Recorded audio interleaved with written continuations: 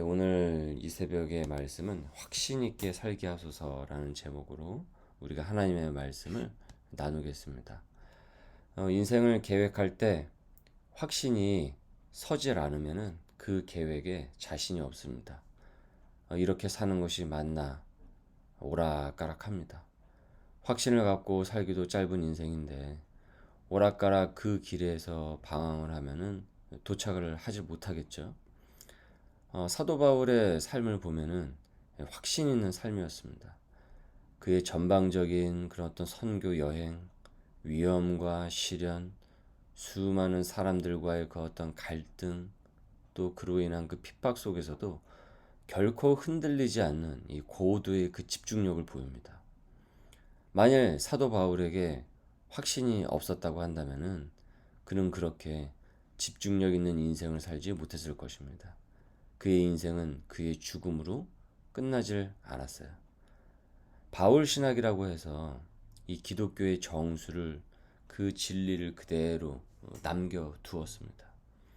그래서 지금 우리가 이 성경 공부하는 대부분의 이 교리는 이 바울 신학에서 이 총정리가 되어서 나왔다고 해도 이제 과언이 아닐 정도로 그가 남긴 이 진리의 유산은 이 신약 성서의 아주 중요한 이 뿌리가 되었습니다.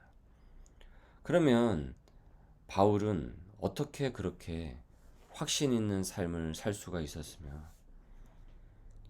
그 가고자 하는 그 인생의 길에서 왔다리 갔다리 기복 없이 오락가락하지 않을 수 있었는가? 이를 우리가 이제 배워야겠죠. 첫 번째, 그는 복음의 능력을 확신을 했습니다. 13절을 다시 보십시오. 기록된 바 내가 믿었으므로 말하였다 한 것 같이 우리가 같은 믿음의 마음을 가졌으니 우리도 믿었으므로 또한 말하노라. 주 예수를 다시 살리신 이가 예수와 함께 우리도 다시 살리사 너희와 함께 그 앞에 서게 하실 줄을 아노라. 이는 모든 것이 너희를 위함이니 많은 사람의 감사로 말미암아 은혜가 더하여 넘쳐서 하나님께 영광을 돌리게 하려 함이라. 복음의 능력을 확신하기 위해서는 복음을 믿어야 됩니다. 복음을 믿어야 복음을 체험하게 됩니다. 경험을 하게 됩니다. 그리고 이 경험이 모아져서 확신이 되는 것입니다. 사도 바울은 삶에서 수많은 복음의 능력을 경험을 했고 결국 확신하게 되었습니다. 그러니 더 이상 이것저것 여기저기에 기웃거리지 않아도 되는 것이죠. 이미 확신을 하니까 무엇을 하면 됩니까? 그 확신한 그 길에 집중을 하면 되는 거예요. 그러니까 산만해질 이유가 전혀 없습니다.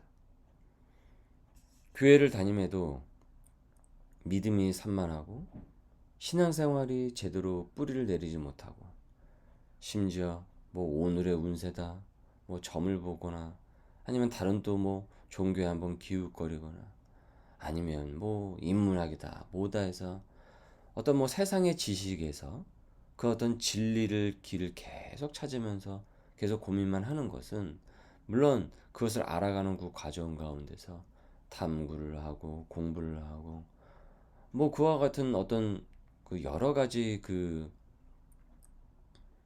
탐구와 그런 그 진리의 길을 찾기 위한 그런 어떤 이 고민을 하고 갈등을 하는 그 길, 그런 과정들은 있을 수 있죠.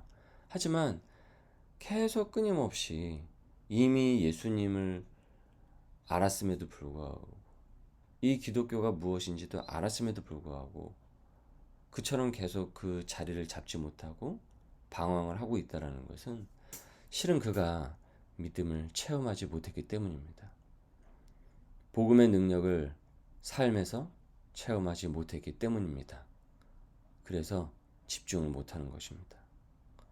이는 짧은 인생을 낭비로 소진하게 만듭니다. 그래서 우린 기도해야 하는 것이고 복음의 능력을 사모해야 하는 것이죠. 그래서 복음을 믿어야 하는 것입니다. 그리고 열심히 경험을 해야 합니다. 말씀을 적용하면서 우리는 열심히 그 말씀을 경험을 해야 돼요. 그러면 어느 순간 확신을 하게 돼요. 아, 하나님은 살아계시구나. 그럼 어떻게 살아야 하는가? 어떤 삶을 원하시는가? 내 사명은 무엇인가? 이를 고민하면서 달려가게 됩니다. 이것이 첫 번째입니다. 두 번째로 바울은 어떻게 또 확신 있는 삶을 살았는가? 천국을 소망했습니다. 하나님의 나라를 소망을 했어요. 여러분, 이 세상만이 끝이라고 생각한 사람하고 이 세상 넘어서 하나님의 굳건한 나라를 생각한 사람하고는 이미 삶을 대하는 방식이 다르죠.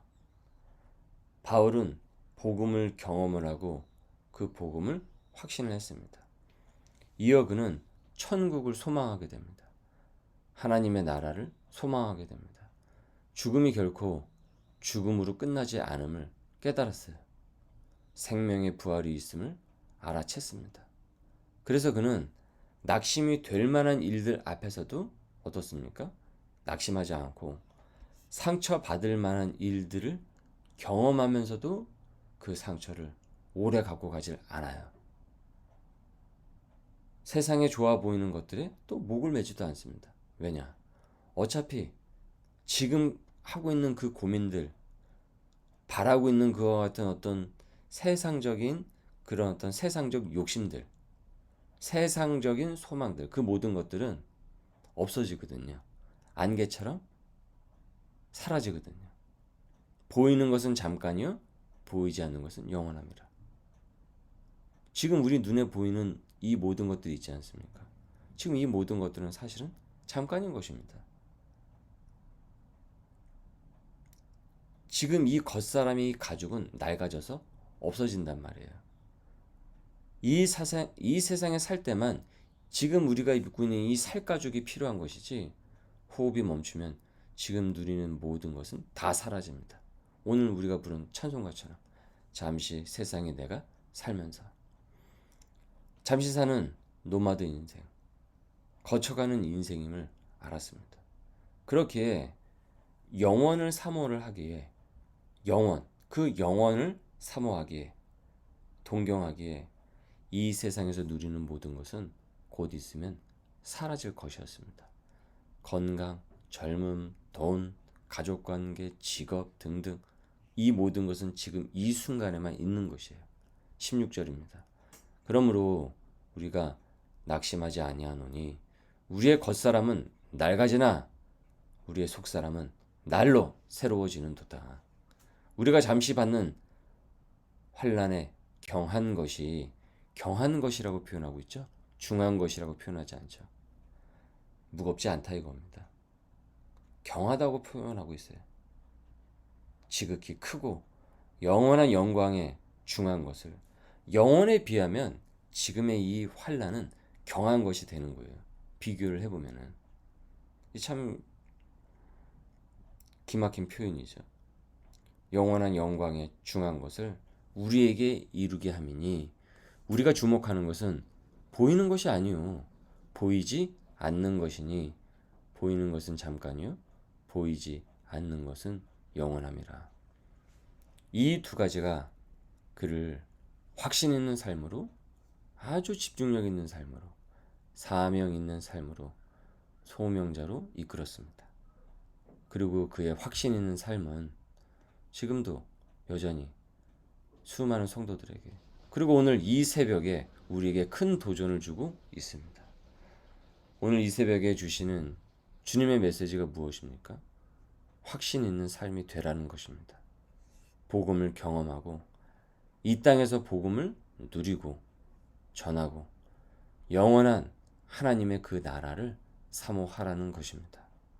그럼 확신 가운데 이 짧은 생을 농축된 그 삶으로서 열매 맺게 된다는 말씀입니다. 오늘도 우리가 주신 말씀을 깊이 상고하면서 확신 있는 소명자로 서 나가는 주님의 귀한 백성들 될 수 있기를 주님의 이름으로 소망합니다. 아멘. 우리 함께 같이 기도하겠습니다. 주님 감사합니다. 오늘 저희들에게 귀한 말씀의 은혜를 주시고 우리가 확신 있는 삶이 될 수 있게 하여 주시옵고, 잠시 세상에 살면서 잠시 세상에 사는 그 모든 것이 마치 영원한 것처럼 착각하지 않고 살도록 주님 은혜를 부어 주시옵소서.